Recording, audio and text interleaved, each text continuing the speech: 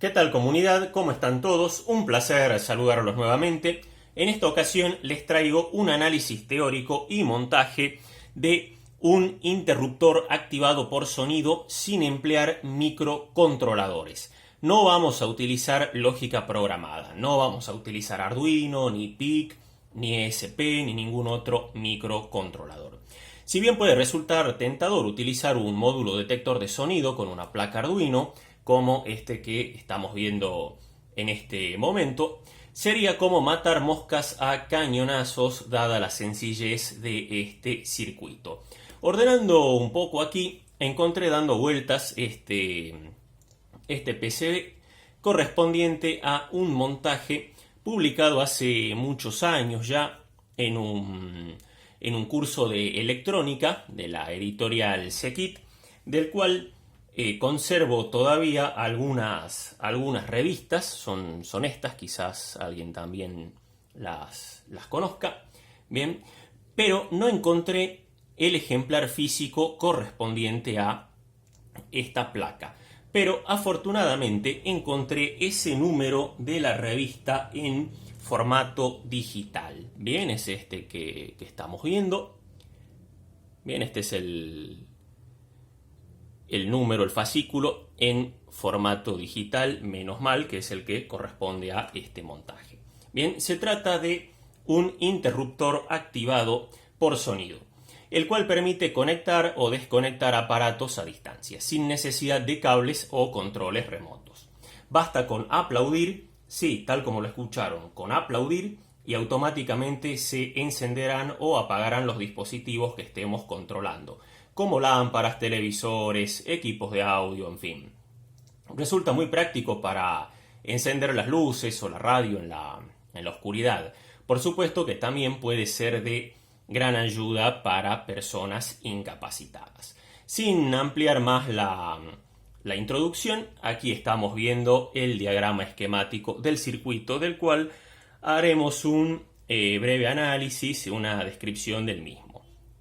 El sistema utiliza como sensor de sonido un micrófono Electret o micrófono de condensador, como también se le llama, y consta básicamente de un filtro activo pasabanda, un comparador de voltaje, que es este que tenemos aquí, un circuito monoestable, un flip-flop y una interfaz de potencia conformada por este transistor y un relé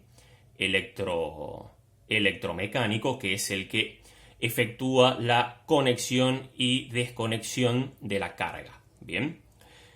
Bueno, entrando en lo que es el funcionamiento, el micrófono que tenemos aquí convierte las ondas sonoras en señales eléctricas equivalentes que se aplican a la entrada de un filtro activo pasabanda, desarrollado alrededor del amplificador operacional LM358.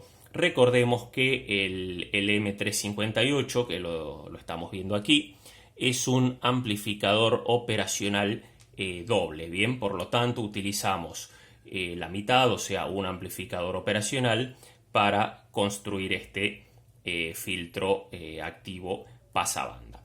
Bien, y cumple la función de proporcionar una alta ganancia para señales con frecuencias entre 360 Hz y 480 Hz, mientras atenúa las señales por fuera de este intervalo. La salida del filtro pasabanda, bien, alimenta una de las entradas del comparador de voltaje. Bien, aquí por el pin 5 ingresa la señal. Este comparador de voltaje está construido en torno al segundo amplificador operacional del LM358. Bien, y la otra entrada, el pin número 6, está conectada a un voltaje de referencia ajustada mediante este trim-pot multivuelta P1, que no es ni más ni menos que el control de sensibilidad. En condiciones normales, la salida del comparador, que es el pin número 7 de nivel bajo, 0 voltios, cuando, por efecto de un sonido captado por el micrófono, el voltaje aplicado por la salida del filtro, bien, que es el pin 1 que tenemos aquí, a la entrada del comparador, que es el pin número 5, supera el voltaje de referencia presente en el pin número 6, la salida se hace alta, o sea, pasa a tener una tensión de 9 voltios, y dispara un multivibrador monoestable desarrollado alrededor de un flip-flop del circuito integrado 4013, que es este que estamos viendo aquí, y este es el circuito integrado CMOS CD4013. Bien, el monoestable produce un pulso de unos pocos segundos de duración, activo en nivel alto, a partir del momento en el que el comparador detecta el cambio en la señal de audio. Este pulso se aplica a la entrada del segundo flip-flop, que es este que tenemos aquí, obligándolo a cambiar el nivel lógico de su salida. La salida del último flip-flop, que es el pin 1 que tenemos aquí, maneja por intermedio del transistor Q1, que es un 2N3904, un relé que conecta o desconecta la carga. Bien, cualquier cambio producido en la señal de salida del filtro activo durante el ciclo de temporización del monoestable, bien, es ignorado por el resto del circuito, así se evita el disparo reiterado del flip-flop mientras se extingue el sonido de activación.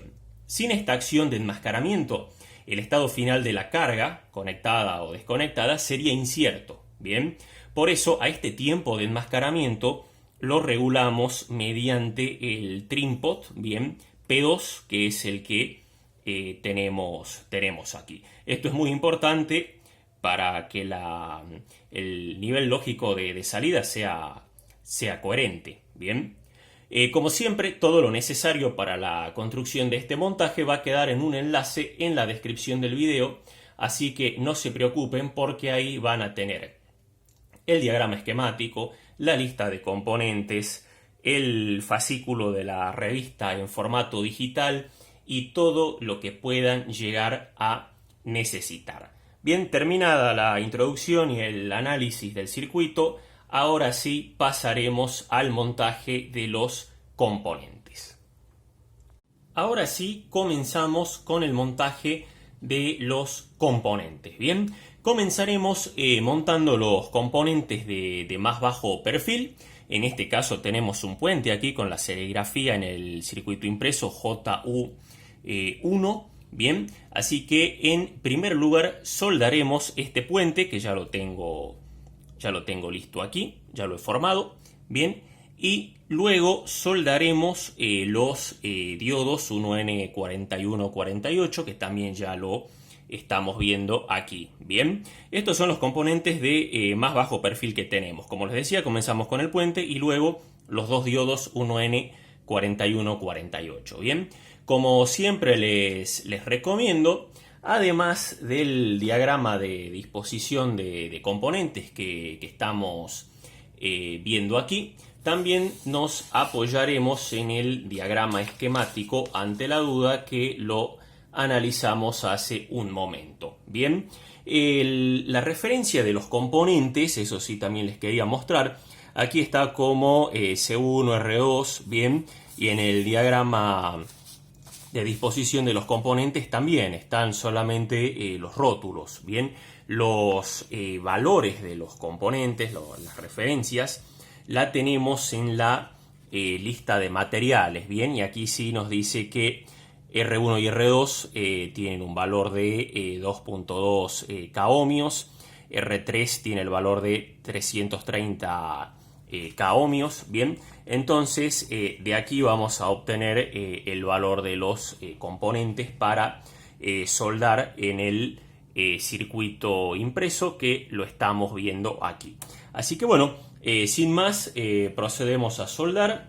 Voy a soldar el jumper y los dos diodos, y luego continuamos con el resto de los componentes. Bien, aquí ya tenemos soldado el jumper, bien, que lo estamos viendo aquí, y los dos diodos rápidos 1N4148. Por supuesto que es importante mencionar que los diodos tienen orientación, bien, tienen polaridad, no pueden ir de cualquier manera, y este sentido está marcado en la serigrafía. Bien, aquí tenemos marcado ánodo cátodo, y aquí también en D3, que es un diodo 1N4007 que vamos a colocar luego.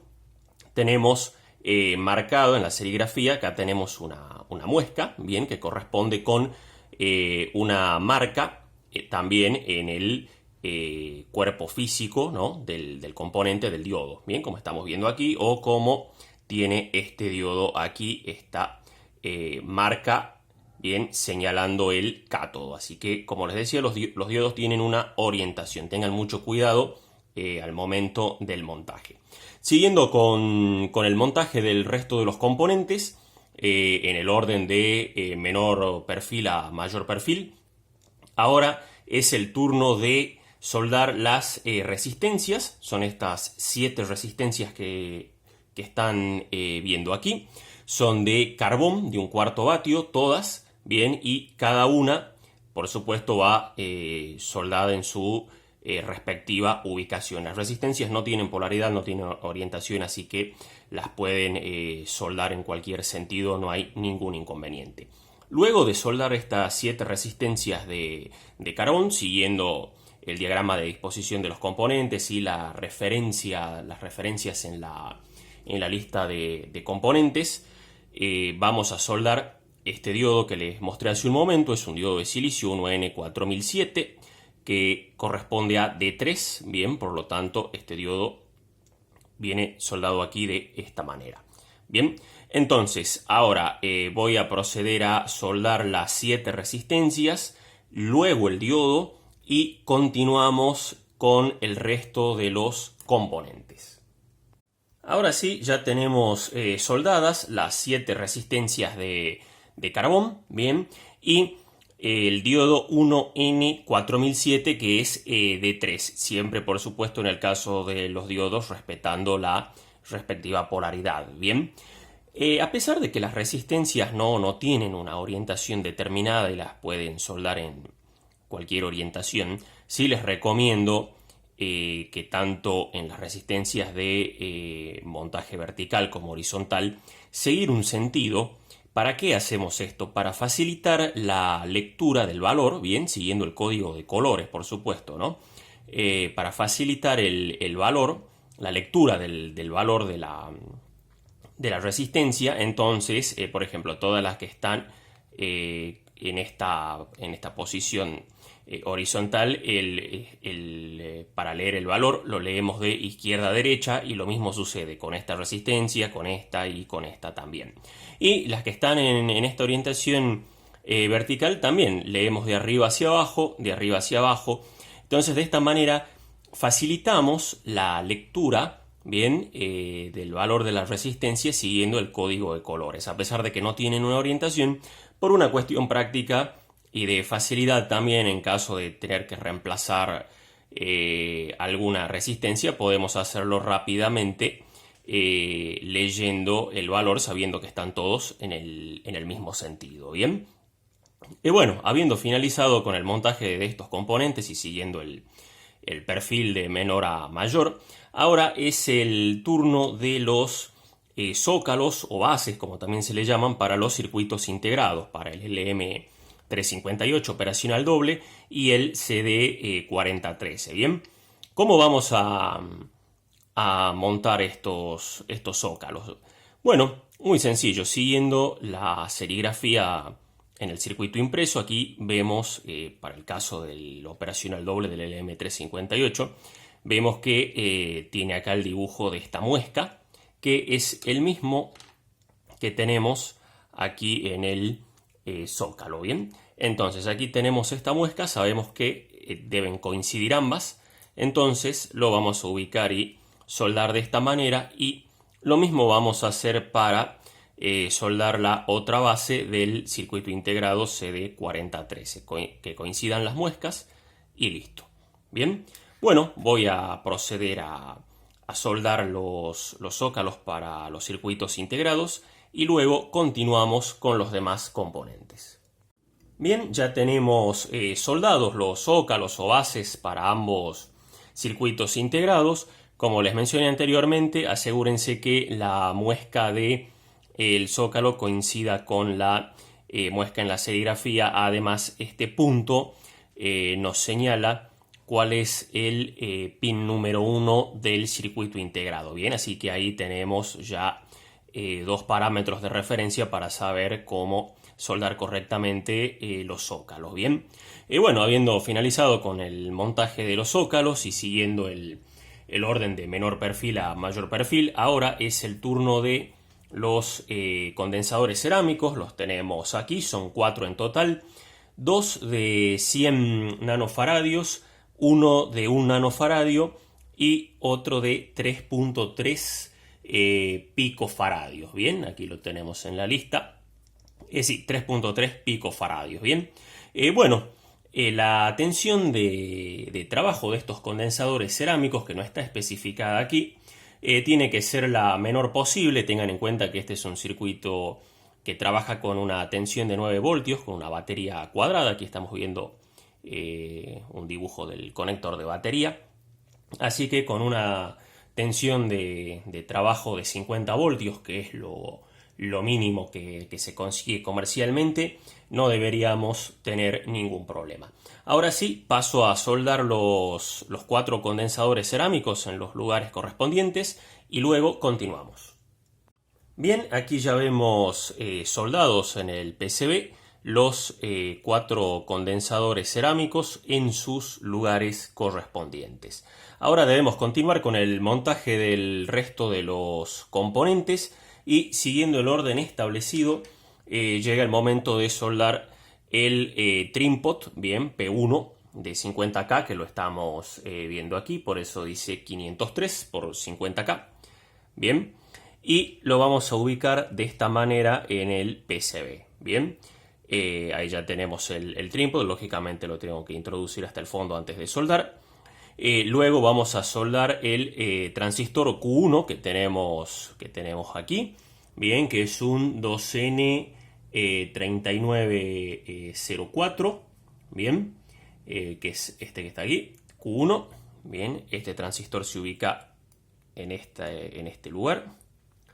Y por último vamos a soldar el LED, que es este LED que vemos aquí en el diagrama de disposición de los componentes. Bien, el LED, por supuesto, también tiene su polaridad, ánodo y cátodo, como todo diodo.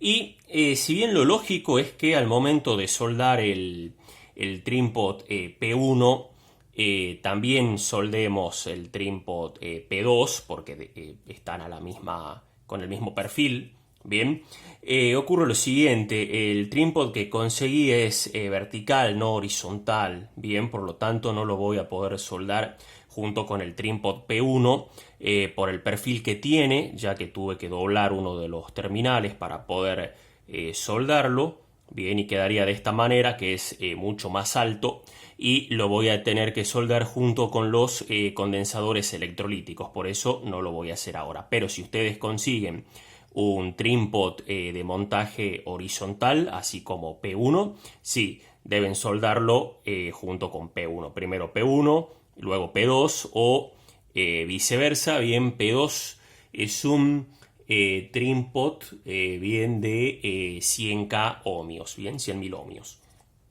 Entonces, como les dije, si consiguen uno horizontal como P1, lo van a soldar juntos, bien, por el perfil que tienen.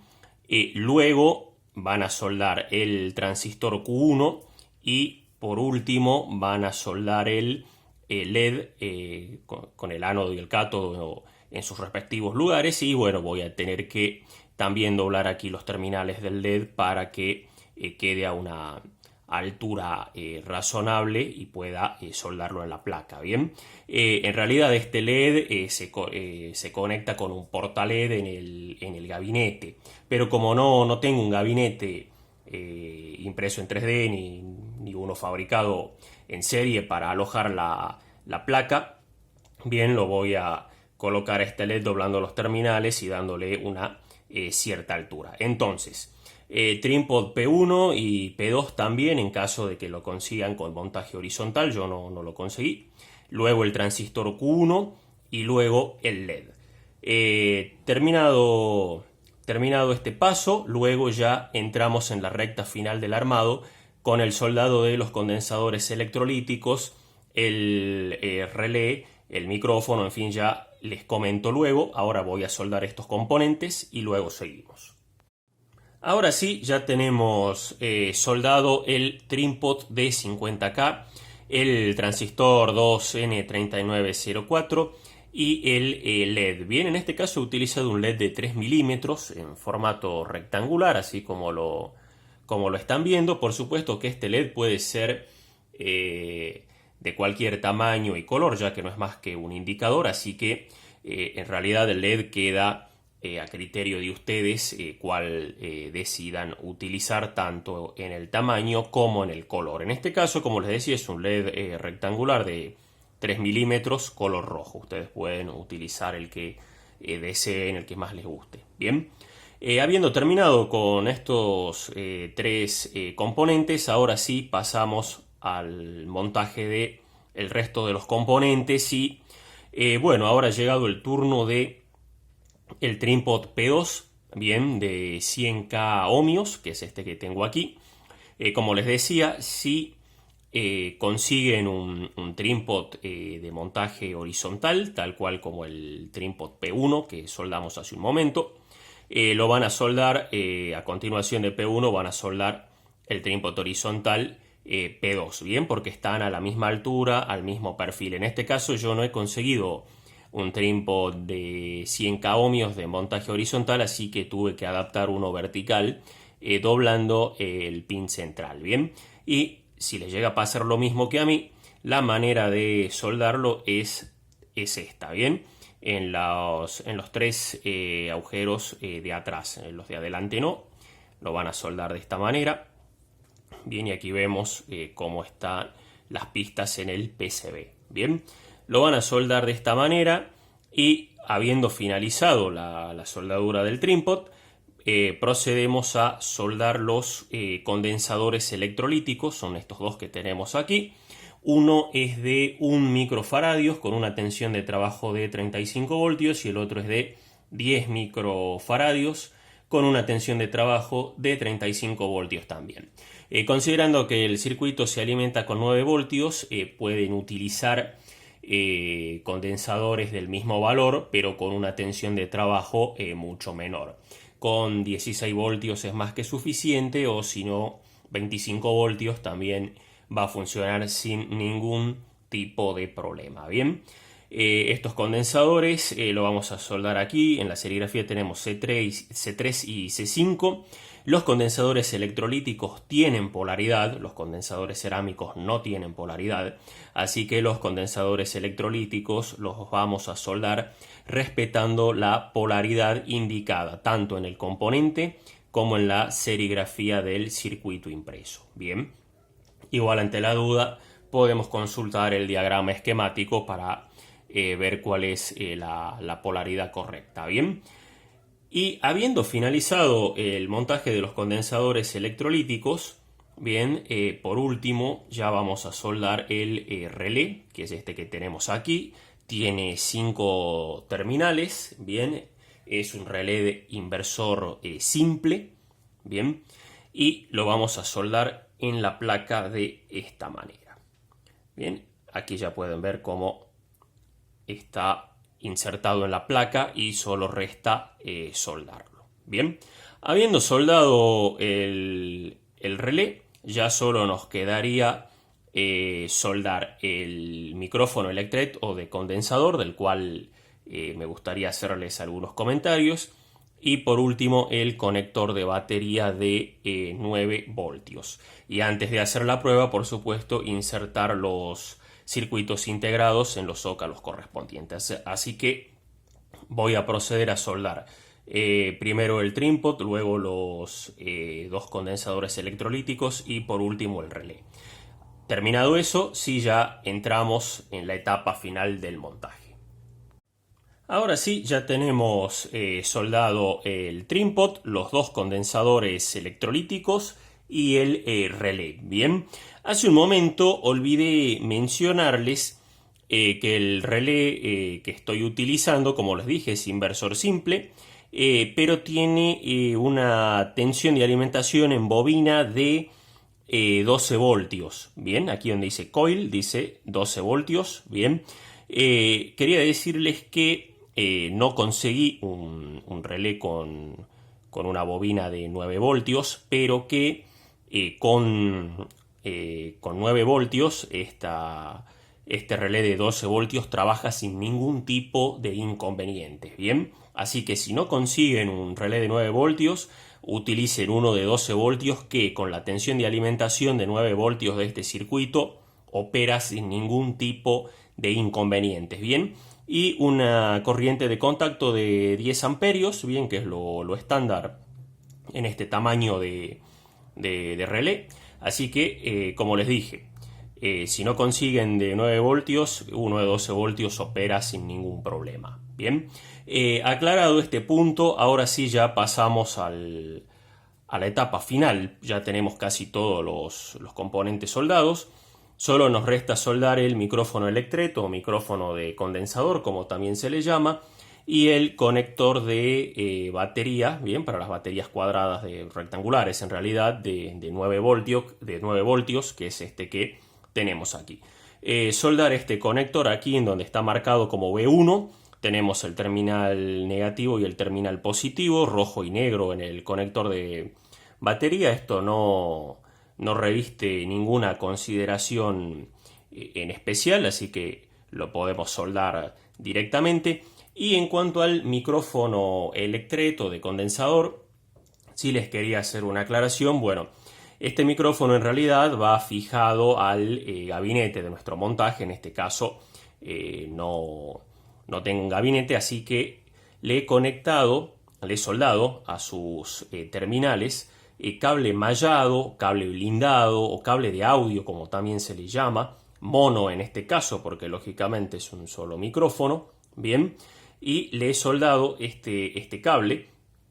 Y el micrófono de condensador o electret sí tiene polaridad, aunque en muchas partes he visto que dicen que es lo mismo conectarlo de cualquier manera, y no, esto no es cierto. Sí tiene una polaridad. ¿Y cómo se identifica el terminal positivo del negativo? Muy sencillo, porque si se fijan aquí, no sé si lo va a tomar la cámara, el terminal negativo del micrófono de condensador se encuentra conectado a la cápsula del micrófono. Bien, ese es el terminal negativo. Por lógica, el otro es el terminal positivo. Bien, como les decía, creo que ahí lo va a tomar mejor la cámara, donde ven que lo que es la malla, bien, que es el terminal negativo, ven que está soldado a la cápsula del micrófono. Bien, entonces esa es la manera de identificar los terminales del micrófono electret o de condensador. Y luego sí, ya queda soldarlo aquí a la placa. Bien, y ahora sí, viendo el diagrama de disposición de componentes y el diagrama esquemático, vamos a identificar cuál es el terminal positivo y negativo, ya que aquí no está marcado. Bien, no se encuentra marcado, así que vamos a tener que seguir el diagrama de disposición de componentes y el diagrama esquemático. Bien, bueno, me queda soldar el micrófono electret, el conector de baterías y insertar los circuitos integrados en los zócalos correspondientes, y con eso ya estamos en condiciones de realizar una prueba. Así que voy a soldar el conector, el micrófono, y ya pasamos a la prueba. Bien, finalmente ya tenemos todos los componentes soldados. También ya he soldado el conector de batería y el micrófono electret. Además, he colocado en sus respectivos zócalos el circuito integrado, el operacional doble LM358 y el circuito integrado CMOS CD4013. Bien, hace un momento les había mencionado que no estaba identificado cuál era el terminal positivo del micrófono, ni en el diagrama de disposición de los componentes, ni en la serigrafía del circuito impreso. Entonces, apoyándome en el diagrama esquemático, igual lo estamos viendo aquí, el terminal positivo del micrófono de condensador es este que se encuentra aquí, bien, porque de aquí la señal ingresa a través del capacitor C1 y aquí a través de R1 recibe alimentación desde la batería de 9 voltios. Bien, por lo tanto, este es el terminal positivo que en el PCB, bien, ya se los muestro, ahí lo acerco un poco más, es este que se encuentra aquí. Bien, ahí lo está tomando la cámara. Este es el positivo y aquí en el terminal negativo he conectado la malla, bien, del cable de audio que he utilizado para conectar el micrófono. Bien, bueno, como les decía, ya está todo listo, ya he insertado en los zócalos correspondientes los circuitos integrados y ahora sí, finalmente pasamos a la prueba. Finalmente ya tenemos todo listo para la prueba. Pero antes de hacer la demostración, les quiero mostrar, explicar cómo hice las conexiones. Bien, bueno, aquí tenemos una batería rectangular de 9 voltios que se va a ocupar de alimentar todo el circuito. Tenemos el micrófono Electret que va a captar los aplausos. Y aquí sí ya tenemos el relé, que es la interfaz de potencia junto con el transistor 2N3904. Y aquí sí les quiero mostrar con mucho cuidado las conexiones. Bien, en primer lugar estamos trabajando con tensión de la red domiciliaria. Bien, aquí en Argentina son 220 voltios. Por favor, tengan mucho cuidado cuando hagan la prueba porque pueden recibir una descarga eléctrica. Bien, aquí he utilizado unas borneras, unos aisladores. Bien, aunque sea para hacer una prueba breve, siempre aíslen de la mejor manera posible todas las conexiones porque, como les dije, estamos trabajando con tensión de red 220 voltios aquí en Argentina. Bien, entonces tenemos la fase, bien, que ingresa al terminal común, al que tenemos aquí la letra C, bien, que es el común, porque recuerden que el relé se comporta como una llave inversora simple. Bien, entonces el común es el contacto central. Bien, luego tenemos el normal cerrado, que es este que está aquí, el NC, que no nos interesa para nada, no nos sirve para lo que queremos hacer. Y aquí tenemos el otro contacto, el normal abierto, bien, que este sí es el que vamos a utilizar y es el que nos interesa. Entonces, la fase ingresa al terminal común, al central, y de el normal abierto conectamos, bien, el portalámparas. Y el neutro de la red va directo al portalámparas, mientras que la fase pasa a través del relé, como les mostré recién, a través de el común y normal abierto, que es el otro terminal del portalámpara. Bien, y para la prueba aquí tenemos una lámpara LED de 6 vatios con un consumo que es completamente irrisorio. Bien, por eso también estoy utilizando aquí cables delgados. Cuando vayan a controlar una carga de mucha mayor potencia, por favor, se los repito, utilicen cables de la sección adecuada. Bien, considerando que los contactos del relé son de 10 amperios, utilicen cable normalizado de 1,5 milímetros, bien, de sección. Estos cables delgados que están aquí, que ustedes están viendo, son a mero propósito de hacer la prueba, ¿sí? O a menos que ustedes controlen una carga de muy poca potencia. Acá estamos con una lámpara de 6 vatios que tiene un consumo irrisorio. No es necesario colocar cables con una sección de 1,5 milímetros, pero si lo quieren usar para fines de propósito general, para colocarlo dentro de un gabinete y controlar cualquier tipo de carga, por favor coloquen cables de la sección adecuada, acorde a la potencia de la carga que van a controlar. Bien, esto es muy importante porque después surgen los problemas.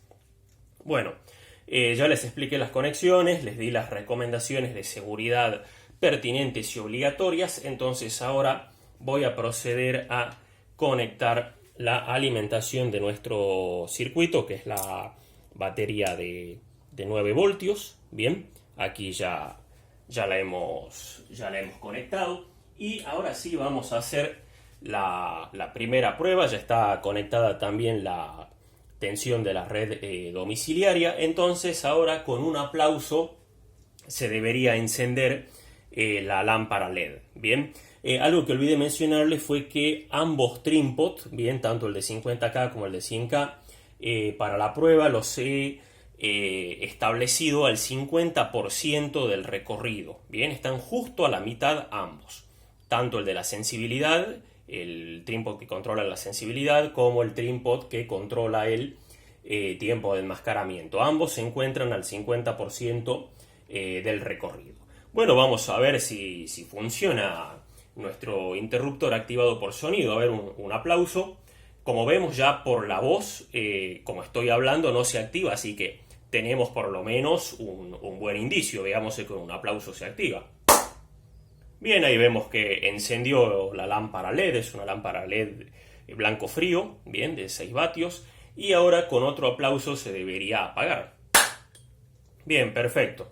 Se apagó con el siguiente aplauso. No sé cómo lo está tomando el micrófono, pero son aplausos fuertes, porque bueno, lógicamente no lo quería muy sensible, sobre todo para que no se active por la voz, aunque el filtro pasabanda está por arriba de las frecuencias del rango de la voz, así que no habría ningún problema. Veamos si funciona el tiempo de enmascaramiento. A ver, con 2 aplausos seguidos, ¿qué es lo que ocurre? Bueno, vemos que encendió una sola vez, cuando sin el tiempo de enmascaramiento se debería haber encendido y apagado, o haber tomado un estado lógico incierto, la salida del último flip-flop. Vamos a ver otra vez con un doble aplauso qué es lo que ocurre. Bien, ahí no pasó nada. Ahí con uno solo se apagó.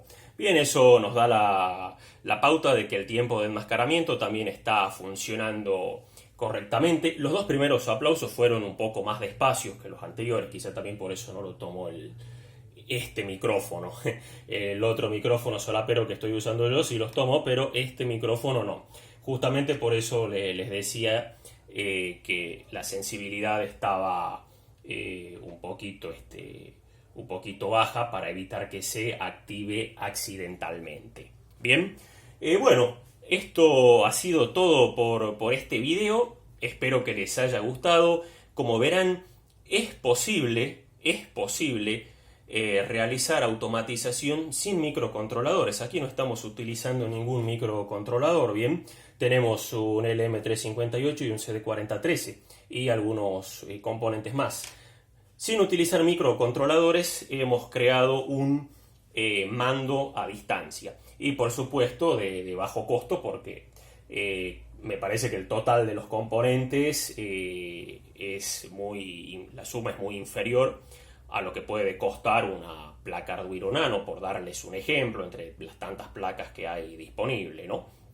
Así que bueno, ténganlo en cuenta. Les voy a dejar todo en la descripción del video, el fascículo en formato digital de la revista, y también van a tener el diseño del PCB por si desean realizarlo. También lo pueden hacer en una placa perforada universal. Van a tener la lista de componentes y cualquier otra observación que haya pasado por alto durante el desarrollo del montaje.